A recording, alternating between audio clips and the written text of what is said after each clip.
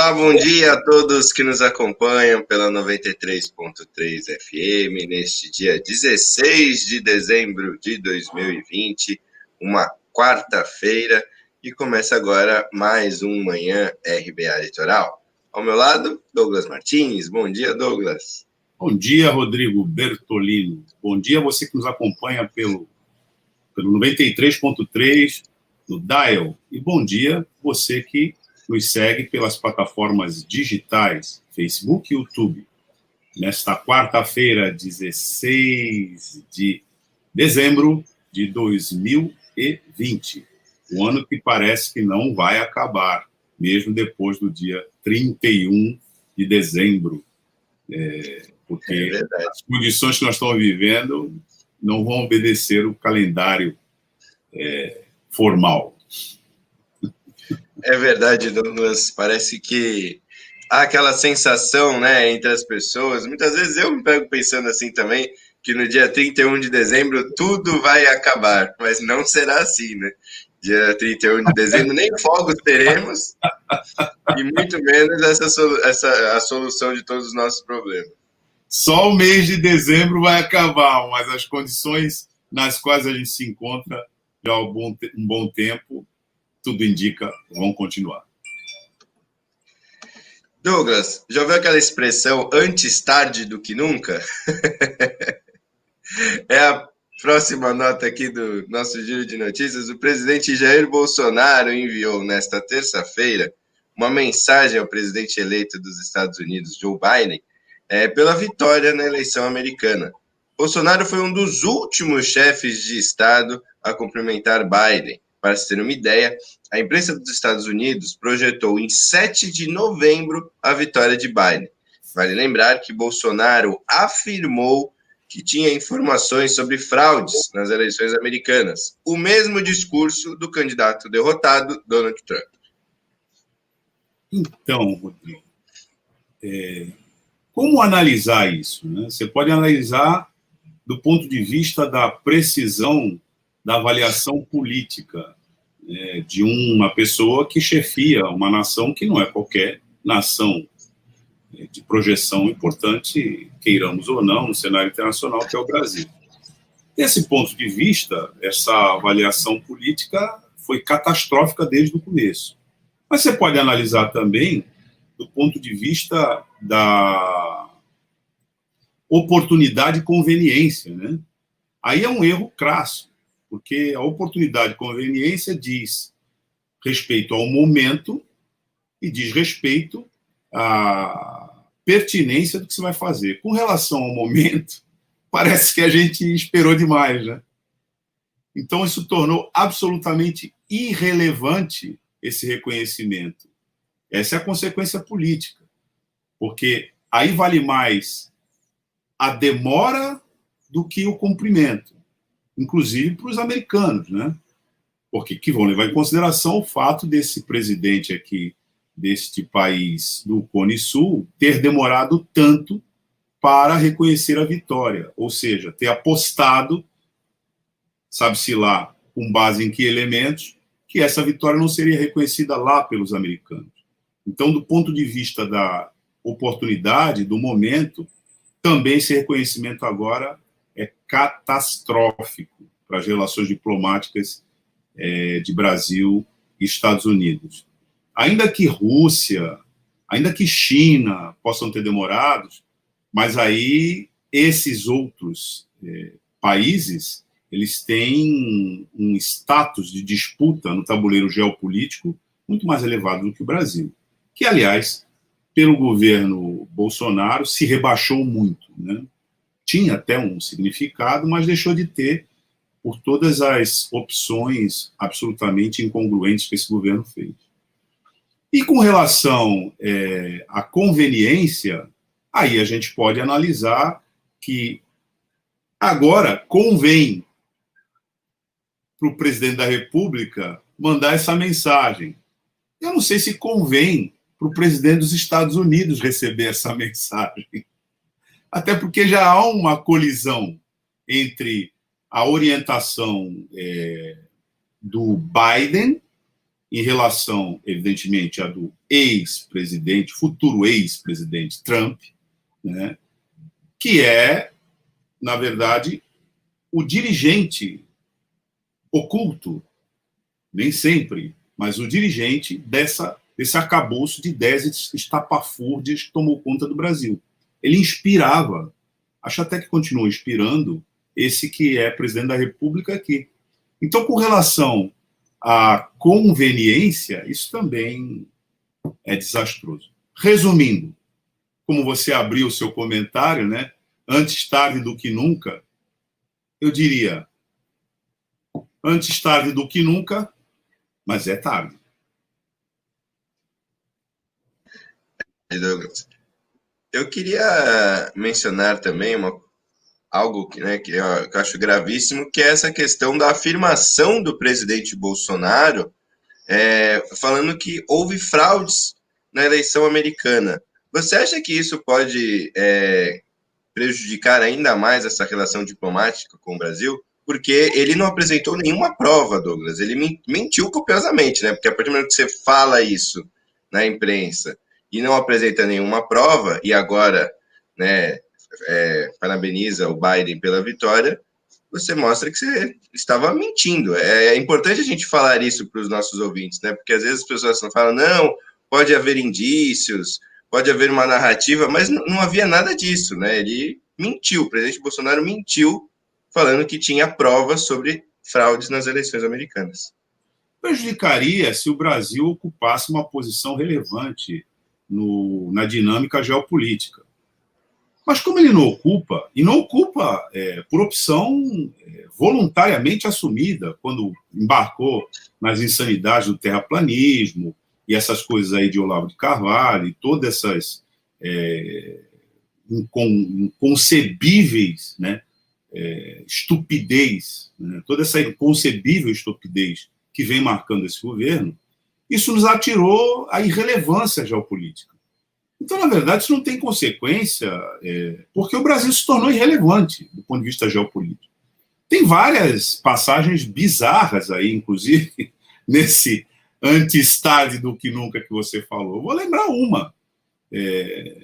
Começou depois da declaração que não iria reconhecer a vitória norte-americana, uma possível agenda de refrega militar entre Brasil e Estados Unidos, aí isso caiu na rede, o Brasil foi ridicularizado, aliás, pelos próprios brasileiros, aí no caso o governo, né? Porque o que nós iríamos fazer, não reconhecendo? A gente ia fazer uma intervenção militar nos Estados Unidos, como os Estados Unidos de Trump propôs uma intervenção militar na Venezuela, que prontamente esse governo iria assumindo uma campanha desastrosa do ponto de vista diplomático, ia ser mesmo desastrosa para todo o continente aqui.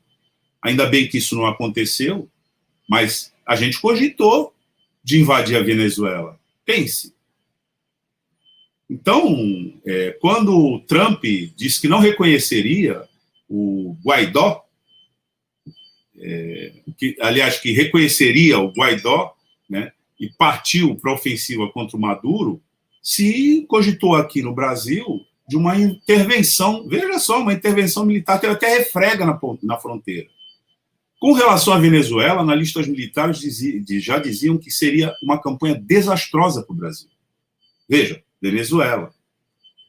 Então, a régua que se usou para a Venezuela, quando aquele golpe ridículo, né, do Guaidó, que depois teve a sua biografia absolutamente, né, reprovável, divulgada para o mundo, naquela oportunidade nós ficamos presos nessa agenda de vamos para a Venezuela, não vamos servir como tropa de choque para os Estados Unidos ou não, para intervir na Venezuela, mas o bom senso prevaleceu ali. Bom, vamos usar a mesma régua.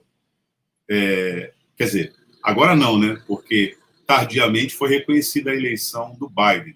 Mas antes. Então, a gente não reconhece a eleição do Biden. O que a gente faz? Manda tropa para invadir os Estados Unidos? Isso caiu no ridículo aqui. Não sei se você lembra ou acompanhou. Isso caiu no ridículo. Então, tem várias bizarrices envolvendo essa discussão, aliás, absolutamente inútil e vexatória para o Brasil, mais uma, que torna esse reconhecimento, mesmo que tardio, irrelevante. Sabe por quê?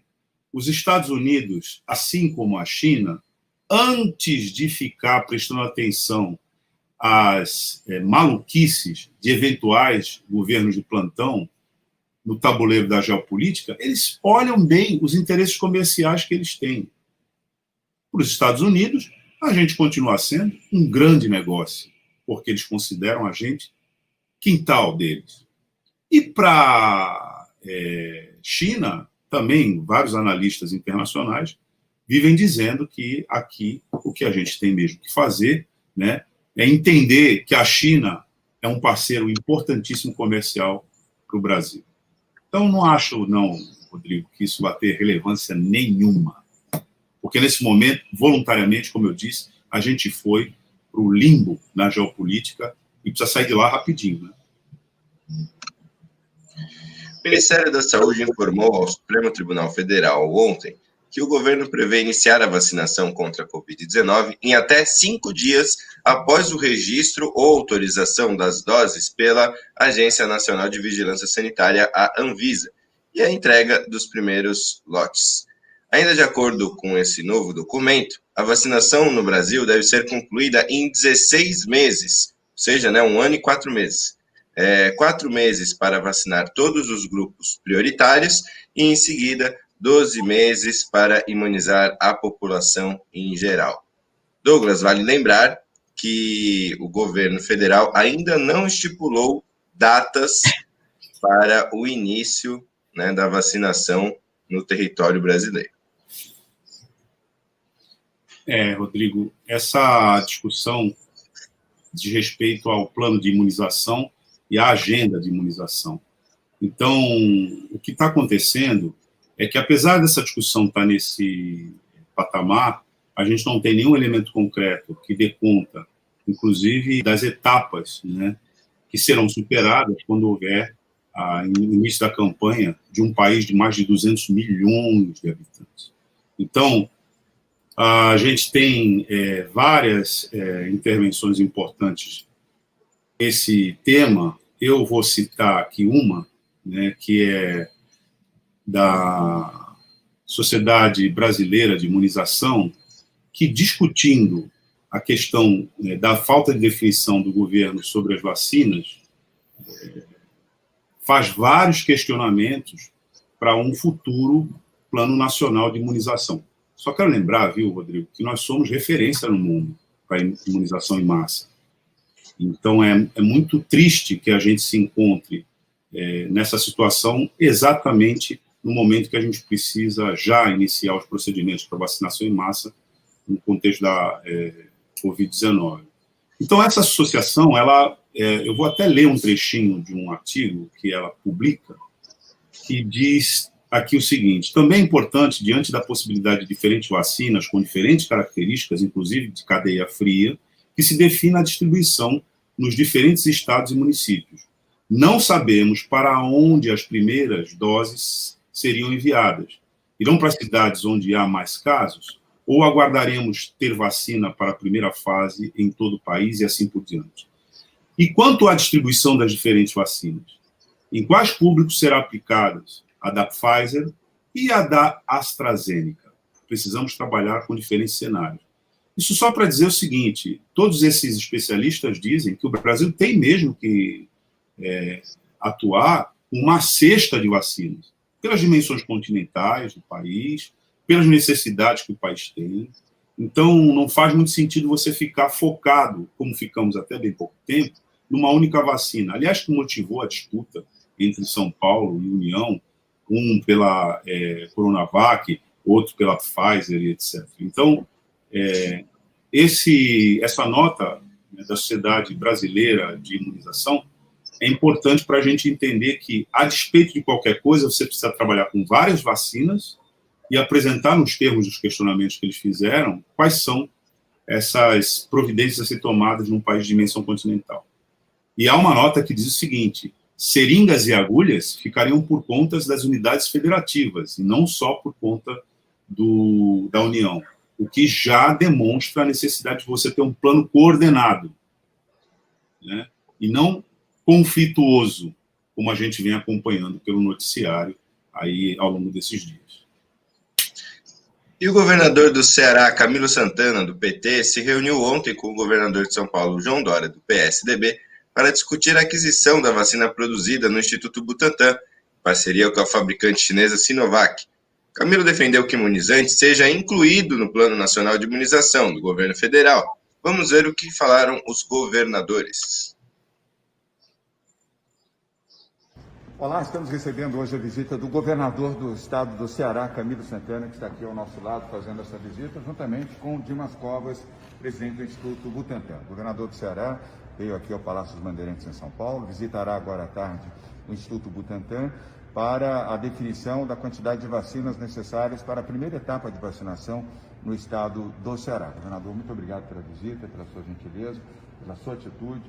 Todos nós estamos irmanados na busca das vacinas, e especificamente nesse caso da vacina do Butantan, para começar a imunização de todos os brasileiros, inclusive os brasileiros do seu estado, o estado do Ceará. Primeiramente, queria agradecer ao governador Dória pela gentileza, pela recepção, como também ao presidente do Butantan, e dizer que esse é o objetivo de todos nós, os governadores do Brasil, é garantir a vacinação para a população dos nossos estados, a população brasileira. E nós sabemos que o Butantan, que é uma instituição reconhecida no mundo inteiro, pela sua expertise, aliás, a maior fornecedora de vacinas do Ministério da Saúde. Nós esperamos, né, Dória, que a produção da vacina hoje pelo Butantan seja incluída no Plano Nacional de Imunização. Esse é o nosso desejo. E a nossa vinda aqui hoje é para exatamente firmar essa parceria que nós desejamos de ter essa vacina o mais rápido possível também no estado do Ceará. Dória, eu agradeço muito a sua gentileza, a sua disposição, o seu trabalho, e estamos juntos. Obrigado, governador. E juntos pela defesa da vida.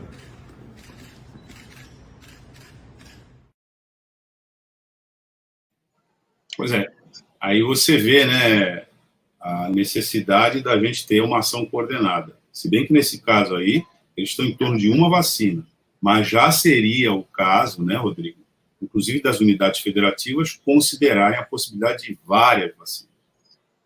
Sim, Douglas. E vale lembrar também que o prefeito de Belo Horizonte, Alexandre Calil, também esteve ontem no Palácio dos Bandeirantes, e também outras cidades e estados já estão aí, né, na negociação para ter a vacina do Butantan. Quase metade da população brasileira vive sem acesso à rede de esgoto, de acordo com dados do Sistema Nacional de Informações sobre Saneamento, divulgados nesta terça-feira pelo Ministério do Desenvolvimento Regional. De acordo com os dados, apenas 54,1% da população é atendida com rede de esgoto. Em 2018, o índice era de 53,2%.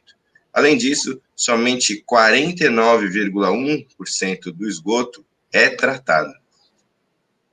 Rodrigo, nós vamos conversar logo mais, né, com José Marques Carriço, e certamente ele pode falar alguma coisa sobre isso, mas eu só vou lembrar que o contrato entre Sabesp e município de Santos, que, aliás, é o maior orçamento da Sabesp aqui no estado de São Paulo, tem uma cláusula que diz que há cobertura de 100% de saneamento. Se você olhar lá aquela região do DIC, tão falada durante a campanha, etc., e é chocante mesmo aquela realidade, milhares de pessoas vivendo, né, sob palafitas, com saneamento zero, você vê que aqui no nosso município essa realidade também se confirma. Mas seria interessante a gente conversar com o Carriço logo mais sobre isso também. A Baixada Santista registrou 317 novos casos de Covid-19 nas últimas 24 horas. Segundo os boletins epidemiológicos divulgados ontem, a região também somou 10 óbitos pela doença nesta terça-feira. Ao todo, a região contabiliza 76.975 confirmações e 2.605 mortes por Covid-19.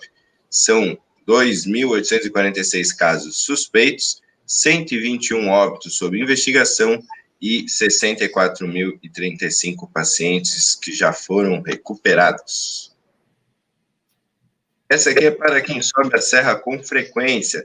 Prefeitura de São Paulo não vai interromper o rodízio municipal de veículos nesta temporada. A restrição para a circulação seguirá normalmente durante todos os dias úteis de dezembro e janeiro, exceto no dia de Natal e em 1º de janeiro. De acordo com a gestão municipal, a decisão foi tomada por recomendação da área da saúde. As restrições para tráfego de caminhões e fretado também serão mantidas. Aquele que descumprir o rodízio cometerá infração média. Como punição, o motorista recebe 4 pontos na carteira de habilitação e leva uma multa de R$ 130,16. Só faltava liberar o rodízio na capital em pleno o recrudescimento da contaminação comunitária na pandemia, né? Só faltava essa. A liberação do rodízio no começo de janeiro já virou até uma tradição em São Paulo, mas aí justamente pela Desde pandemia... que não tem a pandemia, né? Exatamente, pela pandemia, o rodízio será mantido, então é importante ficar, quem subir a serra, ficar esperto aí com o rodízio. Circular de carro em São Paulo pode custar multa durante a pandemia, porque a pandemia não acompanha o calendário das férias escolares, nem do recesso judiciário, nem das festas de fim de ano. Então, é evidente, né, que tinha que manter essa restrição. Se tivéssemos isso aqui em Santos, também, ou na Baixada, também seria o caso.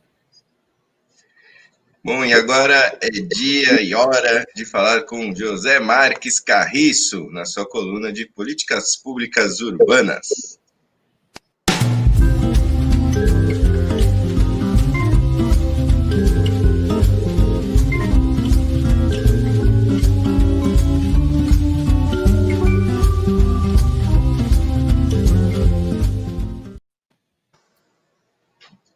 Bom dia, Carriço.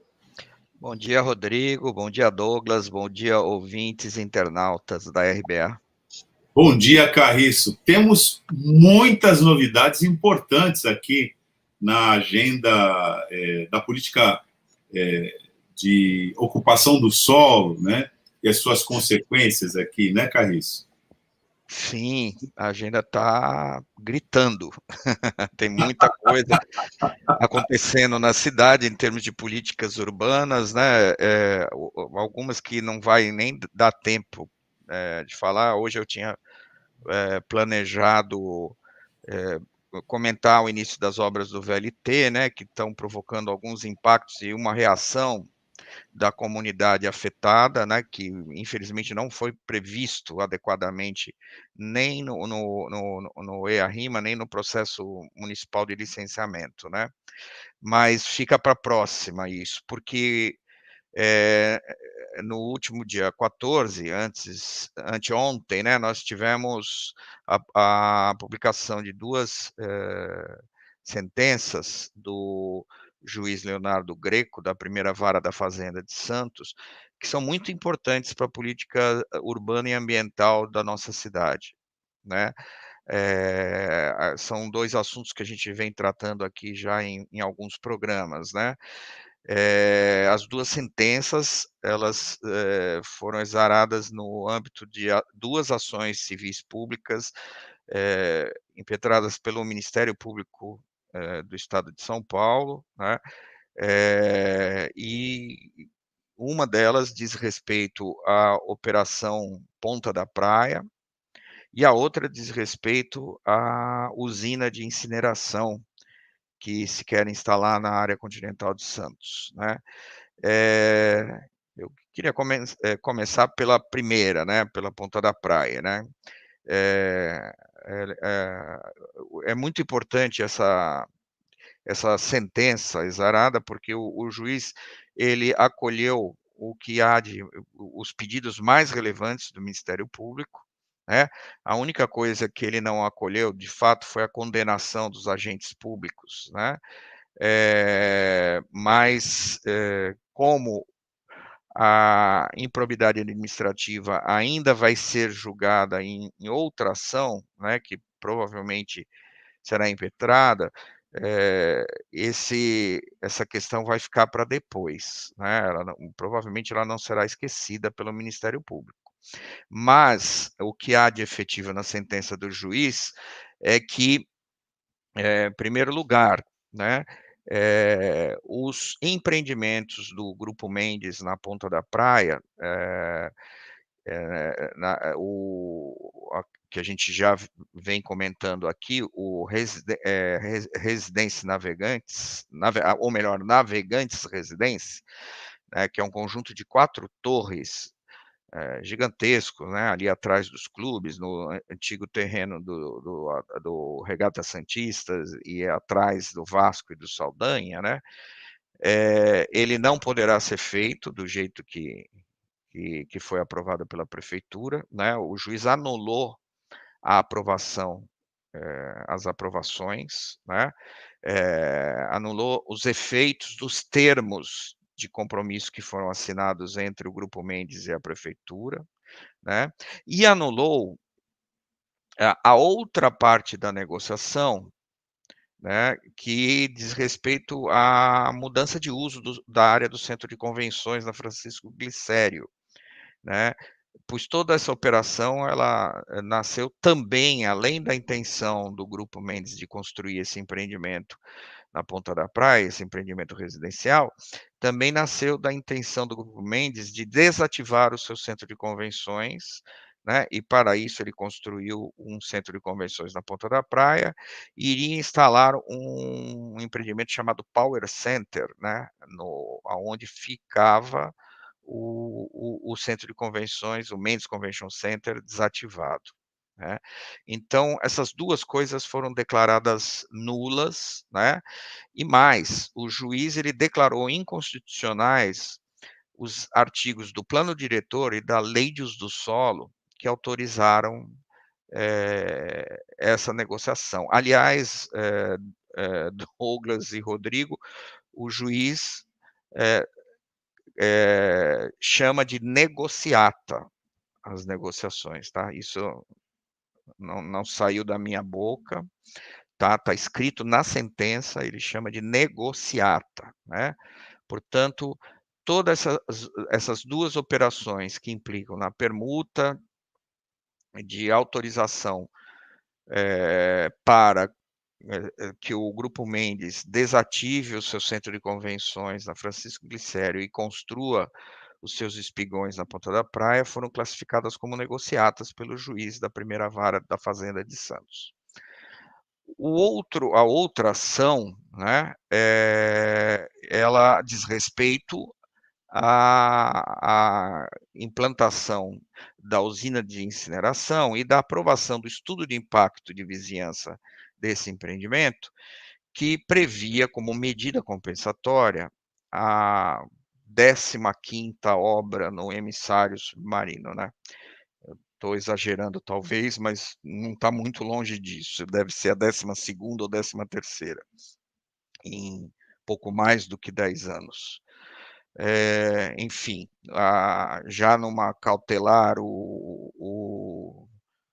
a obra foi paralisada, né, desde julho, está lá envolta em tapumes, e o juiz ele condenou a empresa Valoriza Energia, né, a depositar R$1,5 milhão no Fundo de Desenvolvimento Urbano, né, anulou o termo de compromisso que dava como compensação por instalar a usina de incineração na área continental, as obras do emissário submarino, né, e manteve a sentença de reparar em 30 dias o emissário, porém, como essa sentença foi suspensa pelo Tribunal de Justiça, o juiz, ele, na sua sentença, ele escreve que que ela fica dependendo da confirmação ou não, tá. Enfim, são essas 2 notícias que eu queria trazer, e adicionalmente eu queria, também informar o seguinte, que como são ações civis públicas, né, e não há nenhuma ofensa nas sentenças a alguma jurisprudência, né, e também,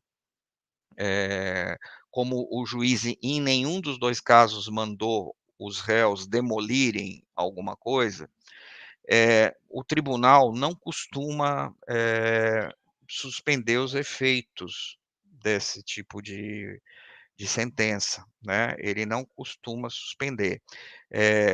Evidentemente que os réus vão recorrer, né? Eu tenho certeza disso, mas se o tribunal agir conforme a sua tradição, ele só vai julgar esse mérito aí lá para meados do ano que vem, né? Dificilmente haverá efeito suspensivo das sentenças exaradas nesse dia 14, que, na minha opinião, é um dia histórico para o direito urbanístico em terras de Brás Cubas.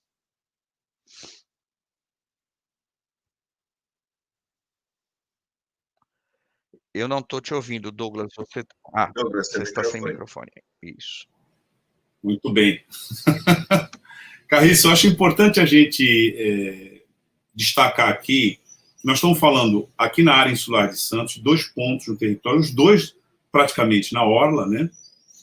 Nós estamos falando do emissário, da plataforma do emissário submarino, que envolvia uma negociação, ou, como você mesmo falou, citando a sentença, uma negociata, né, para que fosse instalado a usina de incineração de lixo a 10 quilômetros daqui, na área continental, né, e que virou uma espécie de antecipação para conseguir essa exploração lá de 15 milhões de reais.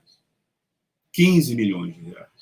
Isso nós estamos falando da plataforma. E agora teve uma decisão, como você falou, mandando manter aquele equipamento na configuração que ele tinha antes, porque deve ter tido até alguma obra de demolição. A outra, que você está noticiando aqui para os nossos ouvintes e para o nosso conhecimento, envolve a chamada nova Ponta da Praia, que custou, no mesmo mecanismo, né, que é uma espécie de antecipação, a título de medida compensatória por impacto de vizinhança, 120 milhões, para que, a partir dessa construção que você acaba de nos informar, que não acontecerá mais, ali naquele terreno do antigo Regatas, não é isso? E seria um grande empreendimento, que nessa ação, o Ministério Público estima que daria retorno de 10 vezes mais para o Grupo Mendes, né? De 1 bilhão e algo em torno de 200 a 300 milhões de reais. O que significa, é bom que a gente informe isso para a nossa audiência, 1/3 do orçamento de todo o município de Santos, né? Então, Carriço, a gente pergunta aqui para você, esse método flagrado, né, tanto lá no plataforma do emissário submarino, quanto na nova Ponta da Praia, parece que está com seus dias contados, né? A gente pode esperar isso. E, ao mesmo tempo, como é que você analisa isso, Carriço, diante da mesma, na pauta, né, da habitação de interesse social, situação em que nós já perdemos vários terrenos destinados a esse fim, aqui mesmo na área insular, né, e que, por inércia, a administração municipal acabou devolvendo esses terrenos para a União. Como é que você avalia isso, Carriço? Olha, Douglas, tem uma coisa muito importante na peça do Ministério Público, né, na petição do Ministério Público, e na sentença que reconhece essa concepção absolutamente justa, social e economicamente justa do Ministério Público, que é considerar por que essas medidas compensatórias não são aplicadas em áreas carentes do município, por exemplo, né? E aí vai ao encontro disso que você está falando, né? O município está perdendo 3 áreas que já tinha em sua posse desde 2011, aliás, nunca cuidou direito delas, né? Uma delas cedeu para empresa que faz a mesma empresa que faz serviço aí que está fazendo a obra do emissário para depositar entulho de construção e tal. Quer dizer, assim, desperdiçou 3 áreas na Vila Matias preciosas para habitação de interesse social e não tem dinheiro, né, para construir. E as áreas estão sendo... Eu estou vendo a Samara, né, entrando aí, mencionando... Samara, bom dia, Samara. Olha, essas 3 áreas poderiam servir para os cortiços, né? A prefeitura podia construir unidades habitacionais para os cortiços. Essas compensações desses grandes projetos poderiam servir para isso, mas as prioridades, infelizmente, são outras, né? Infelizmente, são outras. E o juiz, ele, no caso da Ponta da Praia, né? Aliás, a Camila escreveu aí, a Ponta da Praia, as pessoas devem estar em dúvida, né? Porque a nova Ponta da Praia, as pessoas devem estar em dúvida, porque hoje no principal jornal da cidade saiu a matéria na capa e lá no interior do jornal sobre essa sentença, com 2 dias de atraso, né? Saiu a matéria e se você ler as chamadas, ler a manchete, não escrevem Ponta da Praia em nenhum momento. Então, assim, fica difícil para o leitor, vamos dizer assim, ser atraído para ler a matéria, né? É uma estratégia bem conhecida, né? Para não dizer que eu não dei a informação, e assim, uma informação truncada, não reproduz quase nada da sentença do juiz, então as pessoas estão mesmo em dúvida, viu, Douglas e Rodrigo? É a nova Ponta da Praia, o juiz suspendeu a nova Ponta da Praia, não mandou demolir o que já foi feito, hein? Isso é muito bom que se saiba. Porém, tem uma outra coisa que eu não falei da sentença, essa é muito importante também, eu havia esquecido, me perdoem, é que o juiz falou o seguinte, a empresa, o grupo empresarial réu da ação, não terá direito a requisitar da prefeitura a devolução dos recursos gastos nas obras que ele realizou, né? Ou seja, nem na reurbanização da orla da Ponta da Praia, que é a 19ª obra de reurbanização também, né? Da orla da Ponta da Praia, e nem na construção do mercado de peixes e do centro de convenções novo. Portanto, o juiz não mandou demolir nada, eles continuam lá direitinho, né? Para uso fruto da população, né? E o grupo não tem direito a receber os recursos. Carriço, a gente tem aqui a sentença exatamente dizendo o que você colocou. Interessante a gente ler aqui para a nossa audiência entender os termos em que foram colocados. Então, diz o seguinte, com relação à nova Ponta da Praia, né? Que as empresas RES, essas que pretendiam ganhar, né, essa cifra aí para cima de R$1 bilhão com empreendimento, não tem direito à repetição do quanto já entregue como forma de contrapartida. Ou seja, o que botou lá como 120 milhões para reformatação daquela área, perdeu. Aquilo está incorporado ao patrimônio do município. Ponto final. Ficando inexigível ao município de Santos ressarcir as CORRES, que são essas empresas que foram condenadas, pelo valor equivalente das contrapartidas já concluídas. Esse é um ponto. Aí vem o outro ponto. As empresas RES, pertencentes ao Grupo Mendes, isso é a literalidade da sentença, nas obrigações de não fazer, consistente em absterem-se de realizar a construção, substituição de edificações existentes ou reformas tendentes ao uso diverso do previsto em lei para os imóveis localizados na NID 6, clubes, e na NID 4, Sorocabana, que é o que você falou.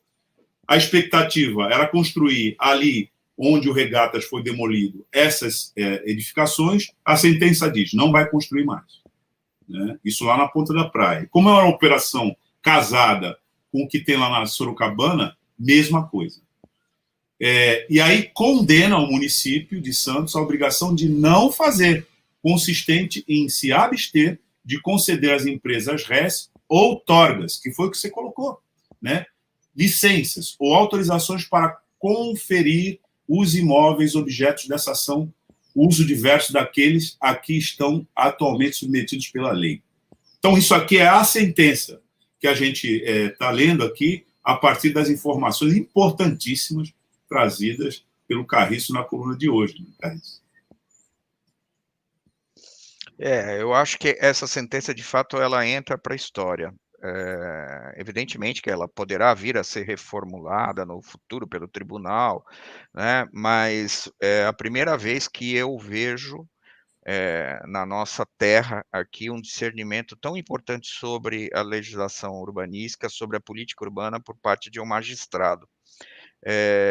Eu fiquei muito bem impressionado com a qualidade da sentença exarada pelo juiz Leonardo Greco, e também aponto a atuação fundamental, né, do Ministério Público do Estado de São Paulo, nesse caso, né, que, enfim, apurou detalhadamente. Tem, inclusive, a peça ela é muito rica, né, porque ela conta toda essa história dessa negociata desde da implantação original do Centro de Convenções no terreno que foi o Pátio da Sorocabana. O pessoal que é novo não deve saber, né? Mas ali na Glicério, com a Ana Costa, onde está a Estação Cidadania, né? E o Extra e o Centro de Convenções, que já foi fechado, né, tinha o pátio de manobras da FEPASA, né, que antigamente se chamava Sorocabana, né? A FEPASA era a ferrovia estatal de São Paulo, né, que foi desmontada na sanha privatizante da década de 90, né, e aquela área foi leiloada e, enfim, numa operação estranhíssima, que eu já comentei aqui, a lei de uso do solo mudou 2 vezes, uma para impedir que um outro grupo fizesse um shopping center ali, e a outra vez para permitir que o Grupo Mendes e o Grupo Pão de Açúcar rachassem a área, né? O juiz, inclusive, escreve na sentença que nessa operação, o Grupo Mendes, ele acabou adquirindo a área e o Grupo Pão de Açúcar pagou a ele pela parte que ocupa o Extra, né, o valor que o Grupo Mendes pagou pela área toda. Portanto, o Grupo Mendes teria ganho a área gratuitamente a área do Centro de Convenções, né? E lá pelas tantas do processo, né, um dos réus, que é um agente público muito importante da Prefeitura de Santos, né, na sua defesa, ele argumenta que recordar esses assuntos é impertinente, né? A história, ela é impertinente mesmo, né? Ela, principalmente quando ela revela aspectos pouco republicanos da vida da cidade, né? Ela se torna chata mesmo. É por isso que governos autoritários gostam de queimar livros de história, né? E é por isso que eu insisto em contar e recontar a história. Eu não tenho medo de ser um velho chato, não, sabe? Eu fico sempre lembrando as histórias, porque a história é a base da cultura, né? Recordar como as coisas aconteceram, o nexo das coisas é fundamental para você entender o que está acontecendo hoje e o que poderá vir a acontecer amanhã, né? As coisas não são assim, elas não terminam no momento histórico e começam tudo de novo, sem nenhum nexo, né? No momento seguinte. As coisas, elas se sucedem, são fatos que às vezes se repetem, né? Como farsa, às vezes, como dizia um grande filósofo alemão. Bom, Carriço, a gente está chegando aqui ao final da tua coluna, mas é bom lembrar que a gente já vinha falando dessa questão aqui há um tempo e os santistas, e aqui quem mora na região, deveriam ler essas 2 ações, a que trata da Nova Ponta da Praia e a que trata da plataforma de ensaio submarino, deveriam ler todas essas ações, porque elas são, na verdade, tratados sobre a política santista e a transferência de renda para setores privados que, apesar de se dizerem liberais, apesar de se declararem adeptos da filosofia de mercado, usam os recursos públicos, drenam os recursos públicos para si e se anabolizam de tal ordem que viram oligopólios, monopólios numa região, com o dinheiro público, que passa por esse arranjo, que eu vou falar aqui de maneira muito genérica, mas não tem outro jeito de falar, que passa pela legislação de encomenda. Então, é pedagógico, apesar de ser em determinados momentos árida a leitura, mas é pedagógico que nós façamos a leitura dessas duas ações, porque elas são verdadeiros tratados de funcionamento da política santista. Porque, como o Carriço disse, a história começa há muito tempo atrás. E passam governos, sucedem-se governos, e também tem uma questão importante colocada na ação. O poder legislativo, como funciona, né, articulado com isso. Lendo essas ações, aí você entende um pouco da história de Santos, você entende até da topografia, da ocupação da topografia da cidade, né, de todo o movimento de exclusão e inclusão na cidade, e isso valeria, inclusive, um roteiro sociopolítico das modificações do solo urbano a partir dessas intervenções que, como dizia o Chico Buarque na sua obra, num samba muito conhecido, né, se dá sobre tenebrosas transações. Né? Carriço, é inevitável que a gente... Oi, diga. Eu queria só fazer um rápido comentário, Douglas, antes de encerrar minha participação.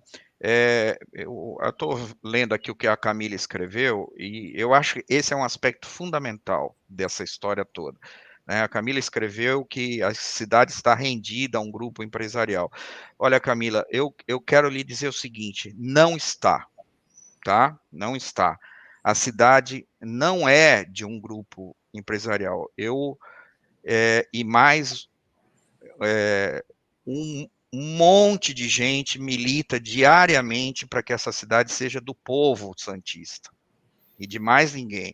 Essa cidade só pertence ao povo de Santos. Ela não pertence a mais ninguém. Ela não é propriedade de um grupo empresarial, nem do grupo que está se revezando no poder aí há quase 25 anos. Né? Ela é do povo. Né? E sentenças como essa reafirmam essa realidade que precisa ser entendida pelos que se julgam donos absolutos do poder. Né?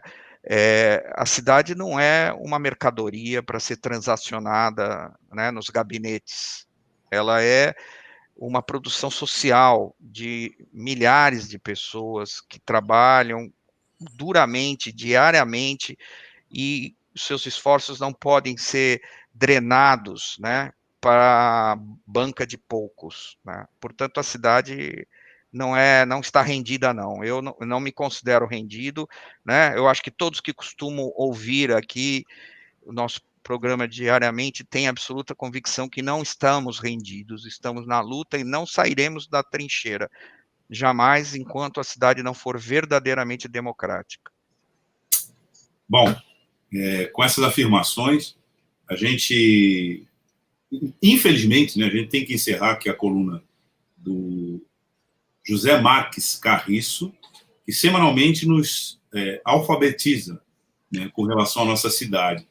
Carriço, esse é um assunto que vai ter que ser aprofundado, essas ações, como você disse, são históricas, elas têm que ser, vamos dizer assim, estratificadas nas colunas para que a gente vá aos poucos entendendo o que se passou. Mas hoje você já deu uma informação absolutamente importante para a gente com relação ao que se faz e ao que se impediu que se continuasse fazendo na nossa cidade aqui, na área de políticas urbanas. E Douglas, quero enfatizar também muitos comentários, né, que estamos tendo aqui na coluna do Carriço. E em nome de todos esses ouvintes, eu também agradeço aos assuntos que o Carriço trouxe aqui para o programa de hoje, que realmente muito esclarecedores, né? Eu fiquei ouvindo aqui e foi uma verdadeira aula. É isso. E a gente vai continuar com ela, porque entendendo a cidade melhor, a gente tem elementos políticos para tomar decisões políticas melhor. É isso. Tchau, Carriço. Tchau, Douglas. Tchau, Rodrigo. Tchau, ouvintes Tchau. E internautas. E Douglas, vamos dar continuidade aqui ao Manhã RBA Litoral. E agora vamos entrevistar a Luciana Tobini, terapeuta ocupacional, especialista em saúde pública, coordenadora da Câmara de Extensão e Cultura da Unifesp, Campus Baixada Santista, e presidente do Conselho Municipal sobre Drogas de Santos, que ela vai falar sobre a luta antimanicomial e os regressos das políticas nesta questão.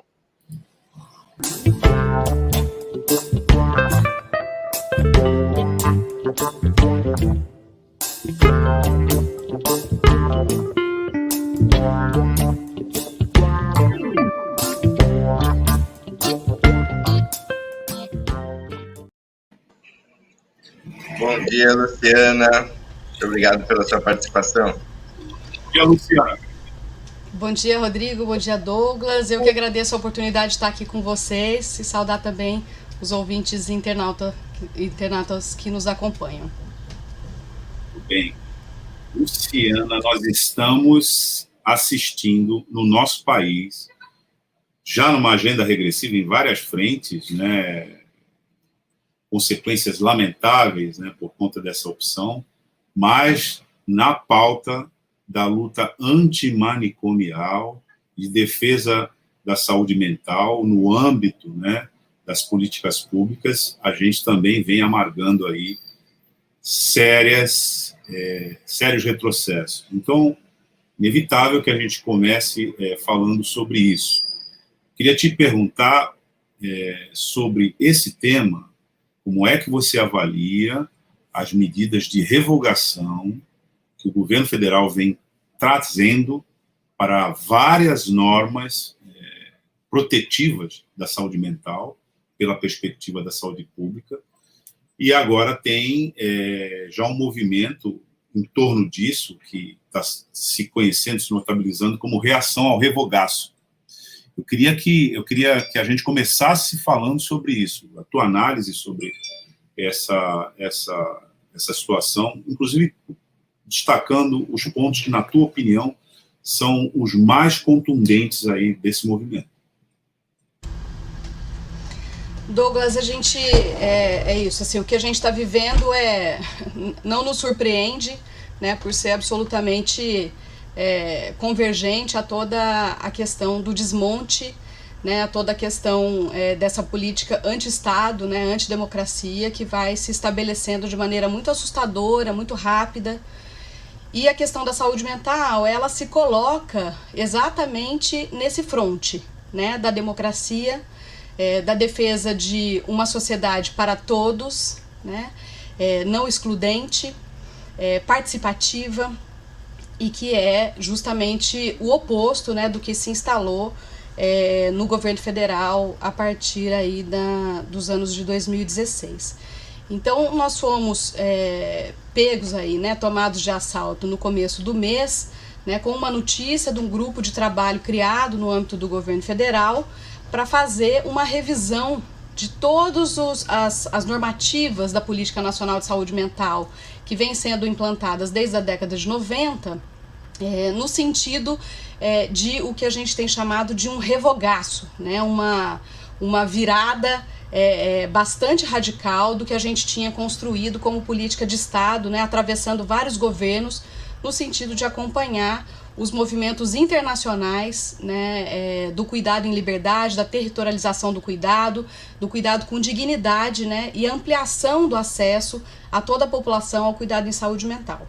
Então a gente vinha na transição de um modelo, né, que já nos impõe uma certa delicadeza, um acompanhamento muito refinado, né, contando com toda a capilaridade do SUS, né, o acompanhamento do controle social, e de repente a gente vê esses espaços, né, de acompanhamento da construção dessa política sendo esvaziados dia a dia, né, tomado, né, por publicação de portarias que vão dissolvendo, né, as conquistas de maneira muito sorrateira, né, seja na atenção básica em saúde, né, seja nos avanços das tais parcerias públicos-privadas que na verdade precarizam, né, para justificar a terceirização desses serviços, a privatização desses serviços. E no início do mês a gente se depara com isso, né? Uma revisão aí de mais de 100 portarias que trazem para a gente preocupações fundamentais. Com esse teu apontamento, Douglas, eu queria destacar conquistas muito importantes, né, que estão ainda garantidas, e pela resistência popular acreditamos que vamos conseguir fazer frente, né, a esse movimento de revogaço. Um risco de que o SUS parasse de financiar serviços residenciais terapêuticos, né, que são casas acompanhadas por profissionais de saúde, muitas delas 24 horas, né, de assistência, que permitem, como garantido na Lei 10.216, um processo de alta planejada das pessoas que viraram moradoras de hospitais psiquiátricos no nosso país, pela ineficácia, pela iatrogenia e pela violência dessas instituições, né, no sentido de massificar o cuidado, né, esvaziar as pessoas das suas possibilidades, das suas capacidades, né, e tentar retirar delas, né, toda a sua dignidade, toda a sua subjetividade. Então são serviços financiados desde o começo dos anos 2000 pelo Ministério da Saúde, que propiciou o fechamento de muitos hospitais psiquiátricos, que de hospitais não tem nada, né, são espaços de depósito de pessoas, de violência, e espaços que permitiram, então, a saída de muitas pessoas que perderam em 20, 30, 40 anos de institucionalização os seus vínculos familiares, as suas possibilidades de sustentar a garantia, né, de uma vida comunitária, sem contar com esses apoios, né, que são muitas vezes intermitentes. Outra preocupação, relacionada aos consultórios na rua, né, que também vem se estabelecendo com uma política bastante efetiva, como dispositivos de cuidado móveis, né, são equipes que vão até a população em situação de rua, estabelecer vínculos, prestar os cuidados de saúde para aqueles que muitas vezes, também pela sua exclusão, pela sua segregação, encontram barreiras imensas, né, de adentrar ao próprio Sistema Único de Saúde, à própria política de assistência social.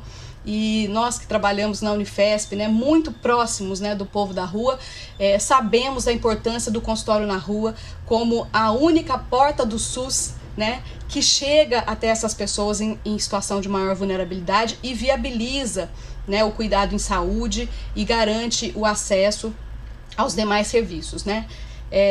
Um outro ponto que eu queria destacar, o fim do financiamento às unidades de acolhimento, né, que são serviços também residenciais transitórios para pessoas com graves problemas de uso de drogas, né, que também oferecem aí apoios muitas vezes intermitentes às pessoas que sem essa ajuda não conseguiriam sustentar o seu processo de reabilitação na comunidade.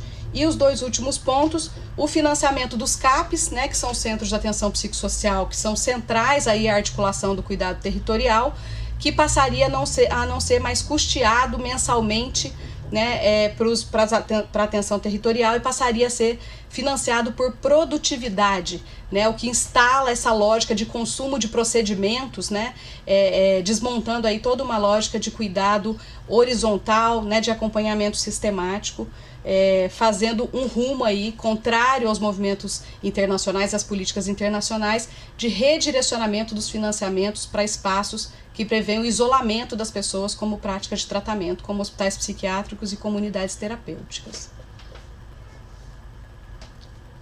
Seu microfone. Douglas, seu microfone. Abriu e fechou? Ainda continua com o microfone. A frase mais dita de 2020 é o carinho, já voltei, né? Exatamente. Agora ele está... Bom, você que sintonizou agora 93.3, ou você internauta que chegou aqui agora conosco, nós estamos falando com a Luciana Antônio, que é terapeuta ocupacional, especialista em saúde pública, coordenadora da Câmara de Extensão e Cultura da Unifesp, Campus Baixada Santista.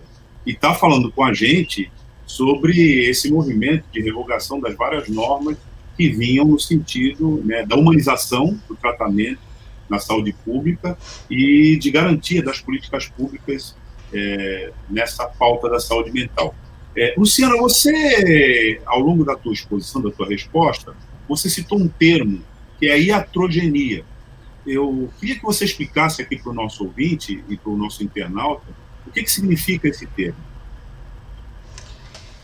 Douglas, é importante, né, esse conceito, esse termo, porque nos diz que as nossas ações de saúde, elas não são inócuas, né? Elas têm o seu valor de uso, né? Elas podem trazer benefícios, né, em relação ao sofrimento das pessoas, mas elas também podem trazer piora, elas também podem trazer adoecimentos, elas podem trazer agravamentos, elas também, os nossos atos em saúde também podem trazer danos às pessoas, né? Então, um cuidado a partir da bioética é que a gente garanta a melhor qualidade do atendimento e esteja muito atentos, né, que sempre no limite, né, principalmente frente a essas condições de cronicidade, de situações de agravamento, que a gente tente não piorar, que a gente tente preservar a vida, defender a vida e que as nossas ações, que os nossos procedimentos, que o nosso cuidado em saúde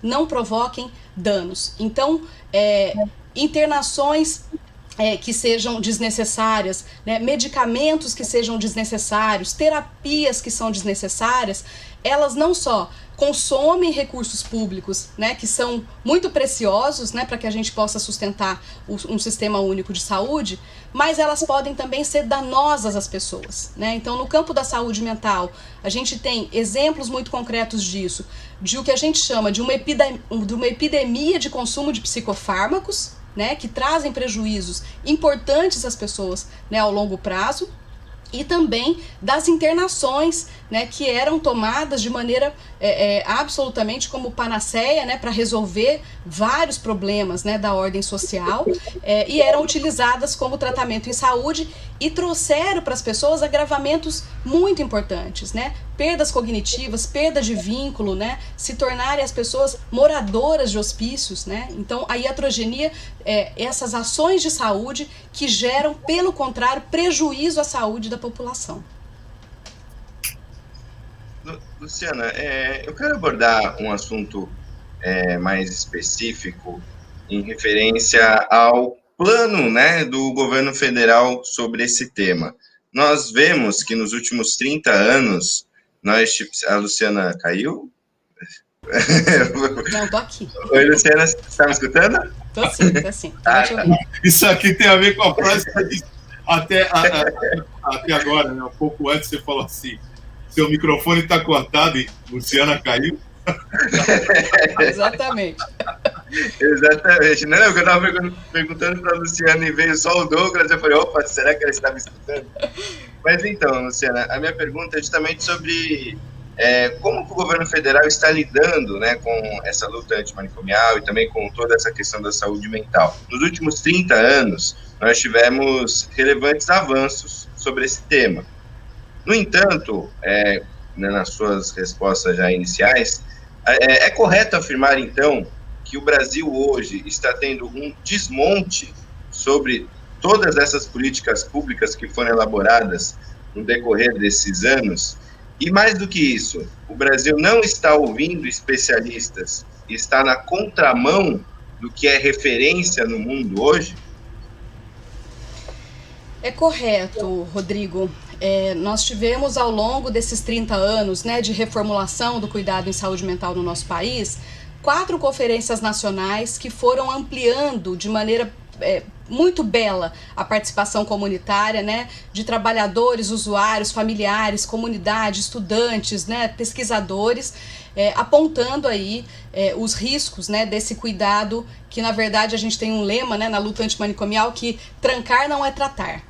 Né? Então que a gente assuma, né, o desafio de que o cuidado, de que o processo terapêutico ele precisa se dar na realidade de vida das pessoas. E não que a gente retire as pessoas, né, dos seus espaços reais de vida, leve para um mundo objetivado, fazendo a falsa promessa de que a gente vai transformar as pessoas em outras pessoas. Né? Então vários pesquisadores, vários estudos vão apontando que o cuidado tem que ser cada vez mais territorializado, né, para que a vida das pessoas, para que o local de inserção social das pessoas seja o locus principal, né, da intervenção terapêutica, que vai então agregar as relações que se estabelecem, né, as possibilidades ou interdições, né, de acesso às pessoas às diferentes políticas públicas, reconhecendo que há determinações sociais que agravam, né, ou que ajudam as pessoas a melhorar. Então, pessoas com o mesmo diagnóstico podem ter prognósticos, né, podem ter expectativas em relação à sua inserção social muito distintas, né, a partir do que elas acessam e do que elas têm de negligência, né, ao seu cuidado e das suas garantias de direito. Então a gente vinha estabelecendo, né, com toda a dificuldade do subfinanciamento do SUS, que está desde a sua origem, né, isso é um problema também crônico no nosso país, mas pelas primeiras vezes a gente vem tendo aí no Poder Executivo ministros da saúde que não entendem do SUS, que são contrários ao SUS, né, coordenadores nacionais de saúde mental que são contrários à reforma psiquiátrica. Então o que vem se estabelecendo desde 2016 e que se agrava, né, no governo Bolsonaro, é uma captura da Política Nacional de Saúde Mental por interesses corporativos, que sempre tiveram presentes na disputa do modelo assistencial. Então a gente vem falando de atenção psicossocial, de reconhecimento dos determinantes sociais do processo de adoecimento, da necessidade de um cuidado multiprofissional, interdisciplinar, né, que comporte aí a complexidade de vida das pessoas, e esse revés, né, que ganha então no governo Bolsonaro como presente a política de saúde mental, no sentido de redução da política de saúde mental a uma política de assistência psiquiátrica, né? E isso é contrário, né, ao que vem sendo estabelecido mundialmente, que é essa ampliação dos acessos, né, em saúde mental, especialmente agora com um alerta em relação à pandemia de Covid, que as necessidades de saúde mental têm uma tendência de se ampliarem, né, as pessoas agravarem, aquelas que já fazem acompanhamento em saúde mental, terem as suas condições agravadas pela descontinuidade do atendimento, pela falta de acesso, né, ao acompanhamento remoto, e também por todas as perdas que cada um de nós vem vivendo, né, perdas de entes queridos, pelo distanciamento social, o sofrimento gerado, pela questão do desemprego. Então, todos os documentos internacionais vêm dizendo de uma necessidade de ampliar os investimentos em saúde mental, ampliar o cuidado territorial, né, ampliando o acesso a essa saúde mental que é ampla, não é acesso a procedimentos psiquiátricos, remédios e consultas médicas, né, mas acesso a todo um conjunto, né, de práticas para que a gente viva melhor, né, e que a gente consiga enfrentar de maneira comunitária todos esses atravessamentos que nos fazem sofrer, né? E especialmente nesses serviços, né, essenciais, que são os CAPs, que são os núcleos de apoio à saúde da família, que são as próprias unidades básicas de saúde, tantos outros equipamentos que compõem a rede de atenção psicossocial, possam fazer frente às diferentes necessidades das pessoas, né? Então a gente vê como um grande retrocesso esse recuo da atenção psicossocial à assistência psiquiátrica, e a gente vê interesses corporativos muito fortes, né, nos documentos que passam a pautar então as decisões governamentais. A própria coordenação de saúde mental nacional hoje não tem ninguém nomeado, né? Quando sai essa notícia do revogaço, a coordenadora, até então coordenadora nacional de saúde mental, pede a sua exoneração, né? Então estamos aqui na expectativa também de quem é que vai assumir esse posto. Muito embora essa coordenação de saúde mental tenha sido bastante esvaziada da sua capacidade e potência ao longo desses últimos anos, né? Então, várias decisões que são tomadas em relação à política de saúde mental vinham escapando dos espaços de controle social e sendo tomadas de gabinete, né, pelo Ministério da Justiça e Ministério da Cidadania.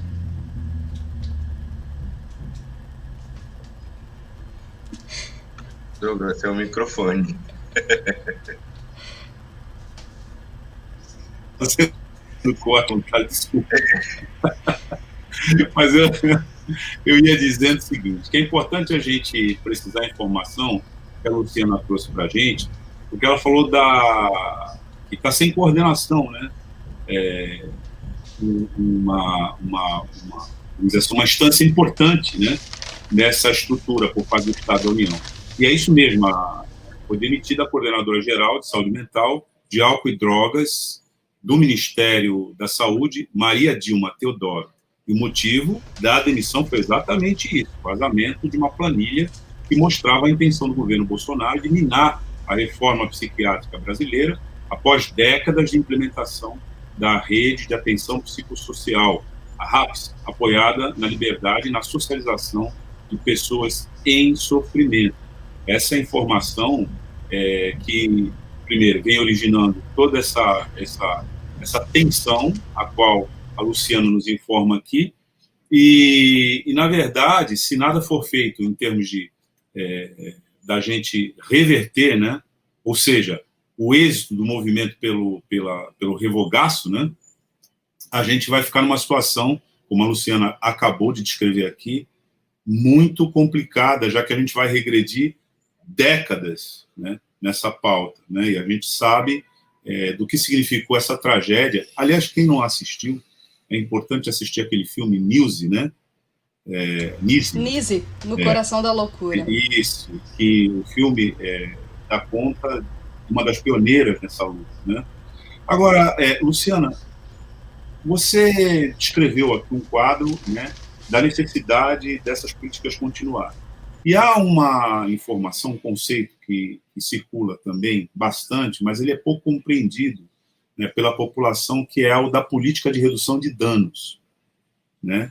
Eu queria que você nos informasse, né, sobre esse conceito e como ele colide, né, com esse retrocesso que você vem descrevendo aí para a gente. Douglas, eu queria, com esse teu exemplo do filme da Nise, né, também fazer uma outra sugestão aí aos participantes, que possam acessar no YouTube A Casa dos Esquecidos, né, que foi uma reportagem feita, porque aí a gente olha a Nise, né, lá atrás, né, há muito tempo, né, da nossa história, e diz isso está superado, né? E a Casa dos Esquecidos vai mostrar um processo de intervenção na região de Sorocaba, que eu pude coordenar um esforço ali de desinstitucionalização, que envolveu o fechamento de 7 hospitais psiquiátricos que se envolveram aí numa denúncia criminosa, né, de exploração, de morte, de abandono das pessoas. Então, isso ainda acontece no nosso país, né? Isso não é carta virada e a gente precisa ter bastante clareza para saber o que é que a gente está defendendo, né? A gente está defendendo que as pessoas não sejam abandonadas à sua própria sorte, nem que elas sejam colocadas para debaixo do tapete em instituições que se dizem aí promotoras de cuidado, mas são tão violentas, né, quanto o abandono das pessoas à sua própria sorte. A redução de danos, ela hoje a gente tem entendido, né, como uma ética no cuidado, pensando as pessoas, né, em uso de drogas, que também se contrapõe a esse processo, Douglas, de que a gente já sabe o que é melhor para as pessoas antes mesmo de se encontrar com elas, né? Então a gente já sabe que o melhor seria um mundo sem drogas, que as pessoas não usassem drogas, como se isso tivesse existido na história da humanidade, né? Então a redução de danos é uma ética que tenta uma relação mais honesta com as pessoas, né, reconhecendo que faz parte, que o uso de drogas é um fenômeno humano, né? Todo mundo aqui já tomou seu café, ou fumou seu cigarro, ou tomou seu antidepressivo, enfim, tomou seu vinho à noite, sua cerveja no fim de semana, e a gente está dizendo de substâncias que vão alterar, né, o nosso modo de funcionar, o nosso organismo, e muitas delas vão alterar também as nossas sensações, nossas percepções de vida. E esses usos, eles podem ou não se tornar problemáticos, né, e se tornar um processo de dependência. Muitas vezes se estabeleceu uma certa, muito próximo, né, do que se fazia nos anos, no século XVIII, XIX, né, do tratamento moral, se atualiza, né, no campo do cuidado das pessoas que usam drogas, pensando que as pessoas vão serem reabilitadas a partir dos pressupostos aí de isolamento, de oração, de trabalho, né, mantendo aí algumas questões também bastante problemáticas, né, de exploração, e tendo aí como a abstinência como a única forma de que as pessoas possam se recuperar. E repetindo essa lógica do trancar como tratar, né? Então, se eu sou dependente e tenho uso problemático de algumas substâncias, me tira de onde eu tô, me tranca em algum lugar que eu não vou ter acesso a essas substâncias e eu tô sendo tratada. Isso não é verdadeiro. Né, eu vou ficar isolada do acesso a essa substância, mas tão logo, né, eu possa me deparar com ela, por exemplo, o álcool a cada esquina, né, do nosso país, né, ou com tantas outras substâncias lícitas ou ilícitas, o meu problema com essas substâncias não cessou. Né? Então a gente entende que as drogas fazem parte, né, da história da humanidade, são usadas de diferentes formas.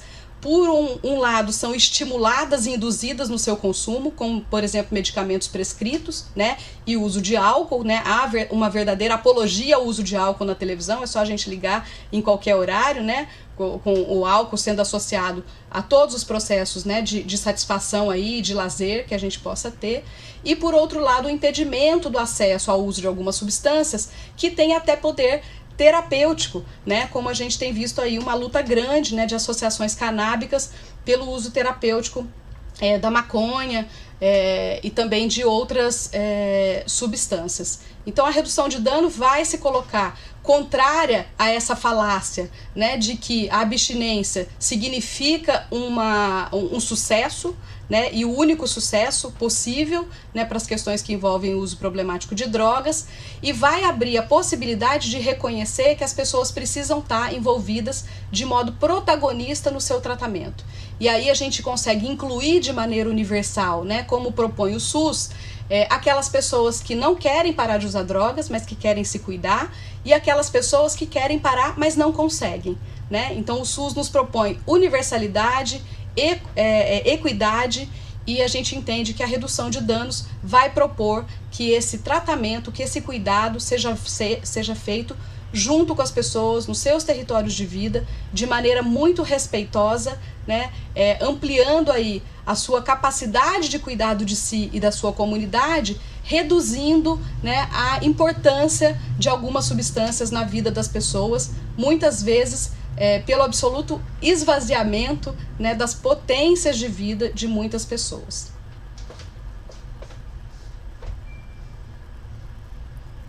Vou pedir para o Taigo compartilhar aqui na tela com a gente uma referência que a Luciana nos deu, que é Casa dos Esquecidos, está aqui. A gente pode colocar no YouTube, tem a Casa dos Esquecidos e Casa dos Esquecidos, um ano depois da intervenção, que a gente vai ver um pouco aí o que foi possível, né, fazer e, felizmente, encerrar, né, o reconhecimento da região de Sorocaba como o maior polo manicomial do nosso país. Está aqui, Luciana, está no site, na página Em Cena, e aí vou só dar uma lidinha aqui no lead, né? Passei um tempo procurando um título para poder falar do trabalho incrível da equipe de reportagem do Conexão Repórter, apresentada por Roberto Cabrini, no dia 24 de janeiro de 2013, no entanto, não podia achar título melhor do que o dado pela própria equipe. A Casa dos Esquecidos, a reportagem me instigou a mais uma vez escrever sobre a nossa luta diária para o fechamento de locais como o Hospital Psiquiátrico, mostrado na reportagem exibida no programa. E aí segue uma descrição, né, do fato que, motivou essa produção, mas a gente sabe que isso se soma dentro do que a Luciana vem dizendo, com uma luta que isso demonstra, né, que ela é permanente, né, contra a tentativa de retrocesso das conquistas, que são, em última instância, a gente sabe disso, elas dizem respeito à dignidade da pessoa humana, né? Elas são um fundamento, inclusive, da civilidade, que é a questão dos direitos humanos, daqueles que, eventualmente, necessitam que a sociedade os acompanhe, os assista, né, no tratamento psiquiátrico a partir de transtorno que muitas vezes a própria sociedade contribui para que se desenvolva. É preciso deixar isso claro, né? Porque nós vivemos, né, Luciano, numa sociedade que primeiro estimula um individualismo predatório.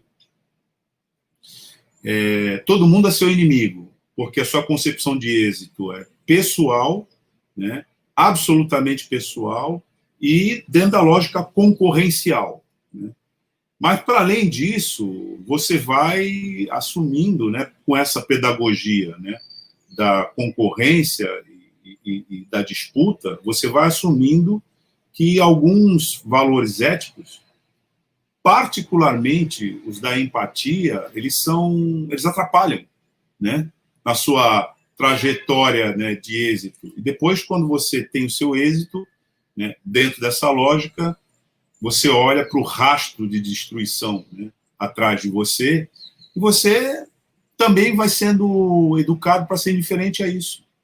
A gente está assistindo um absurdo em termos de política pública, de defesa da tragédia que é a pandemia, a tragédia global, mas aqui é uma tragédia muito maior, né, porque a gente não tem política pública e tem a indiferença.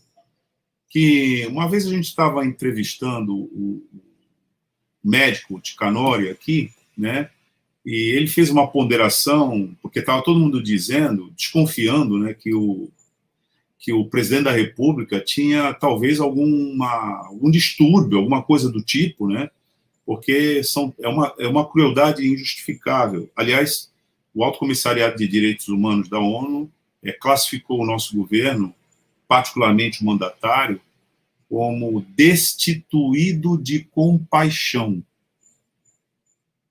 É gravíssimo isso. E aí o Ticanori respondia, mas não é nesse aspecto da patologia que a gente vai, pelo menos essa, né, que a gente discute, que a gente vai encontrar. É que a formação que produziu um sujeito com esse nível de distorção, ela é estimulada, são milhões de pessoas que são estimuladas a serem assim, né? E aí vão desenvolvendo essa indiferença. Então, essa nota que você deu aqui, né, muito bem se falou, Nise, a gente pode ver como é no começo e tal, mas ela não exaure o assunto. A luta continuou, e aí você nos chamou a atenção para esse outro título, que a gente já botou aqui, né, A Casa dos Esquecidos, para entender essa luta permanente que você representa aqui, né, nessa entrevista que nós estamos fazendo. O filme já está na minha agenda, inclusive, aqui, para o final de semana. Não vi ainda, mas com certeza irei ver. Não, é importante. Bom, imperdível. Uma última pergunta que a gente não... Aqui, Luciana, a gente não pode perder a oportunidade de fazer, né, para ti, como é que você está vendo essa situação na nossa cidade hoje, inclusive num aspecto importante que você ressaltou, que são os consultórios de rua, né? Como é que você, como especialista na área, avalia a nossa situação hoje aqui? Douglas, eu queria dar só um exemplo dessa situação de intervenção em Sorocaba, né, que como explicita, né, que isso que vem sendo falado, né, do atendimento especializado, do hospital especializado, do ambulatório de psiquiatria, não resolve essas questões, né? A gente se deparou com desinstitucionalização de pessoas que estavam há 20 anos no hospital psiquiátrico sem ter nenhum transtorno mental, né? Então, famílias que encontraram pessoas que tinham uma deficiência física, uma deficiência sensorial e que disseram, olha, faz 20 anos que eu estou procurando e não procuraria no hospício, né? Então, o lugar que vai ocupando, né, na sociedade a violência, né, que vai fazendo. O nosso município, assim, de Santos, né, a região da Baixada Santista, é bastante emblemática, né, para a luta antimanicomial, que foi a primeira cidade que fez, né, Santos, tomou esse compromisso público de substituir, né, o manicômio, o hospital psiquiátrico, por uma rede territorial de cuidados, né, e implantou de maneira muito pioneira serviços de funcionamento 24 horas, né, que podem fazer, né, esse acompanhamento, esse suporte às famílias, às pessoas com transtornos mentais graves, né, ao longo dos momentos que são mais difíceis, né, e muitas vezes é à noite, é no final de semana, que a coisa aperta, né, e que as famílias vão precisar de ajuda. Infelizmente, nós parecemos em Santos, né, que paramos no tempo. Né? A maioria dos serviços, a grande maioria dos serviços foi montado lá na gestão, né, de 87, que assumiu esse compromisso, né, de encerramento dessa prática asilar, né, justificada como cuidado. Então nós tenho acompanhado, né, pelo Conselho Municipal de Política sobre Drogas, visitas aos serviços, né, estagiários, residentes que estão nos serviços. Os serviços estão absolutamente precarizados, não há reposição, né, de profissionais que se aposentam, não há manutenção dos prédios, os prédios são absolutamente inadequados, né, para a prestação do cuidado. A nossa retaguarda de final de semana e à noite pararam no tempo, né, são muito frágeis. E de maneira mais preocupante, Douglas, a gente tem acompanhado, o município fez, no ano de 2011, uma pactuação com o governo federal, lá ainda no plano CRA, que é possível vencer, de implantação e de expansão dos serviços, né, no município de Santos especificamente, estou dizendo, e chegou a receber R$900 mil para a implantação e expansão dos serviços, e não fez nenhum. Né? Não expandiu o consultório na rua, que chegou a ter 11 pessoas na equipe, hoje tem 3, 4, vive com carro quebrado. Né? O CAPS-AD, tem um CAPS-AD, o município se comprometeu em implantar 3 CAPS-AD de funcionamento 24 horas, e não tem nenhum que funcione 24 horas. Se comprometeu a montar unidades de acolhimento, né, que podiam ser aí lugares, né, de apoio às mulheres em situação de rua em uso de drogas e gestantes, né, mulheres com seus filhos. E o município vem olhando, né, para a pauta da atenção psicossocial, infelizmente, só nos momentos, né, de comemoração, né, saindo bem na foto, dizendo que temos uma rede ampla, né, e trabalhadores mobilizados e em sintonia com as famílias e com os usuários. A situação aqui na Baixada Santista é sofrível, preocupante, né, e tem exigido de nós, e aí pela Frente de Luta Antimanicomial da Baixada Santista, fizemos recentemente uma reunião com vereadores, né, recém-eleitos, né, que nos ajudem a sustentar um confronto do que vem se estabelecendo em Santos, que é uma precarização dos serviços para justificar uma possível terceirização. Nós estamos atentos e faremos resistência a esse processo, né? A Baixada Santista não pode recuar, né, de tudo que significou para a luta antimanicomial e para a política brasileira de saúde mental. Bom, a gente conversou aqui com a Luciana Toni Sujos, terapeuta ocupacional, especialista em saúde pública, coordenadora da Câmara de Extensão e Cultura da Unifesp, Campus Baixada Santista. Nos apresentou aqui um movimento de reação, né, a essas normas, né, que estão dentro de uma lógica de revogação, portanto, movimento contra, né, esse revogaço aí que está sendo apresentado.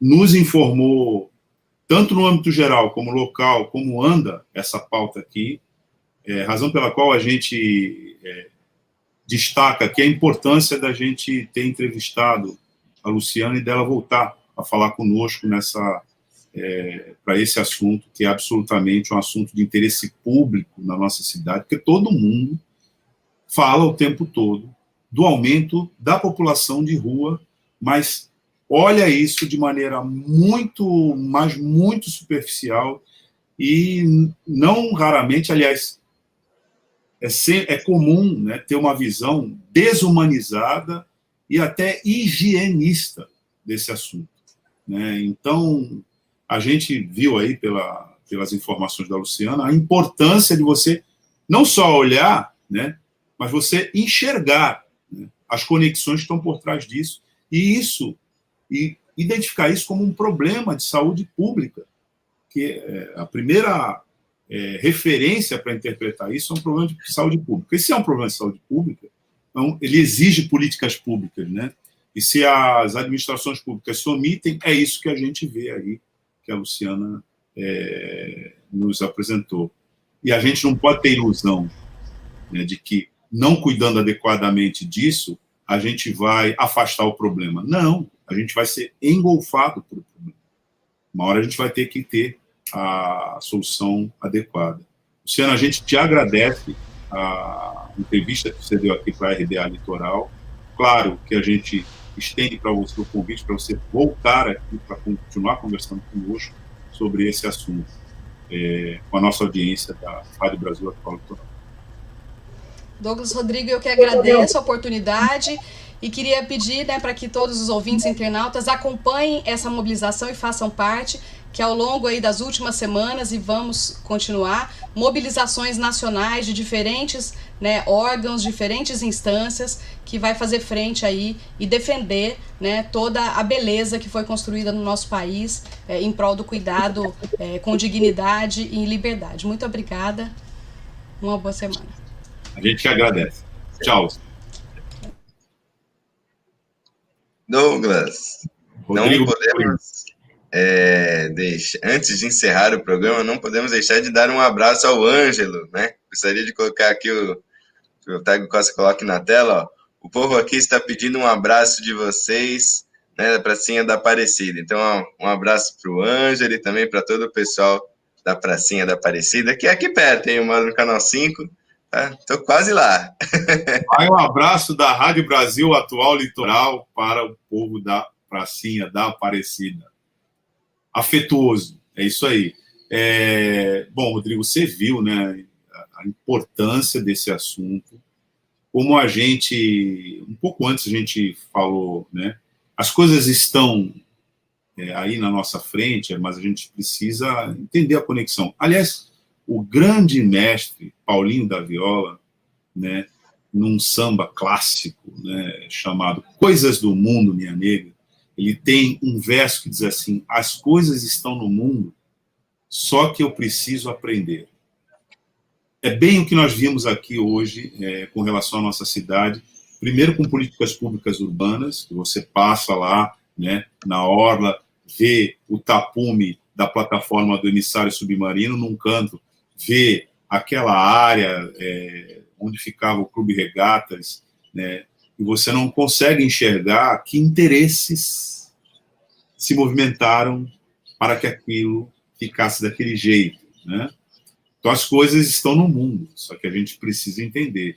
Depois, essa excelente entrevista da Luciana, mostrando quais são as conexões e os interesses que estão disputando a pauta da saúde pública, porque a gente vê, né, Rodrigo, que o direcionamento a ser dado, né, com esse revogaço do governo federal das normas que garantem saúde pública, particularmente na pauta da saúde mental, como um direito, né, esse revogaço revoga também esse direito e aponta para a perspectiva de negócio, né, com essas casas. E aí a Luciana nos advertiu várias vezes, né, sobre o risco disso e tratar isso por essa ótica.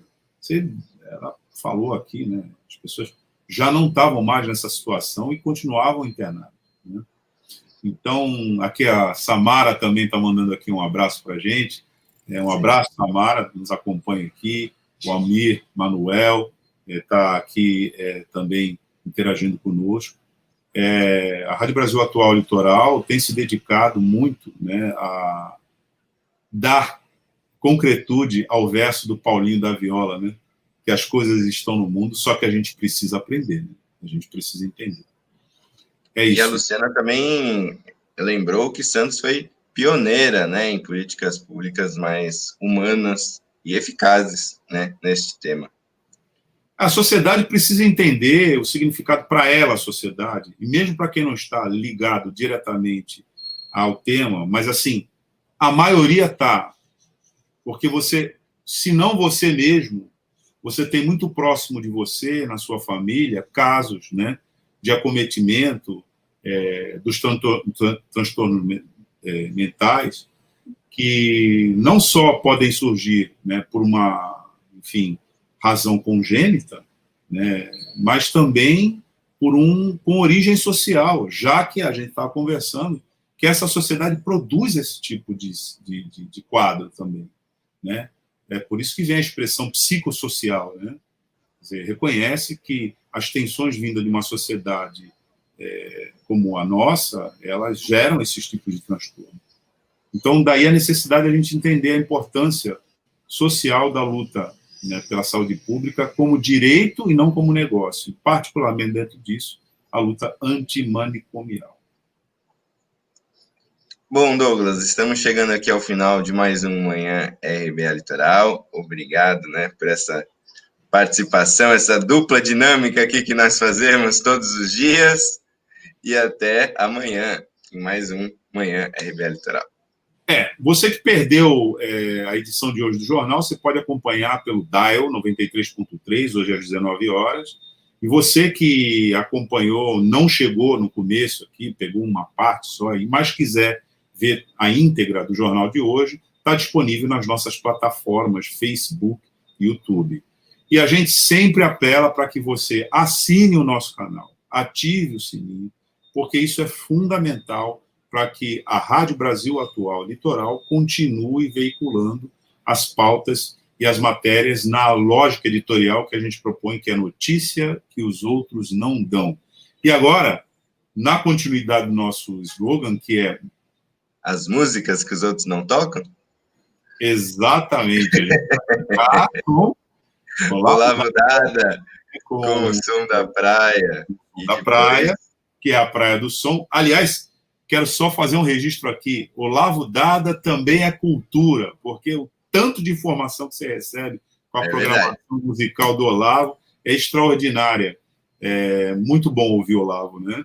Sempre no começo do programa do Olavo tem alguma informação interessante. É impressionante. Sobre as músicas, sobre toda a lógica, ele insere também alguns elementos que não são necessariamente musicais, mas são textuais, às vezes até de interpretação dramática, mas ligado à pauta, né, da programação musical que ele apresenta no Som da Praia, a Praia do Som. Uma hora a gente vai conversar aqui ao vivo com a nossa audiência para dizer como surgiu esse título do programa do Olavo. E à tarde você fica com o Marcos Canduta, né, que é no Tarde Brasil Atual Litoral, né? E segue a programação, então, e a gente está encerrando o nosso Manhã Brasil Atual de hoje, 16 de dezembro, quarta-feira, 2020. Tchau. Até amanhã, Douglas. Tchau, tchau. A Rádio Brasil Atual Litoral é uma realização da Fundação Setaporte, apoio cultural do Sindicato Setaporte.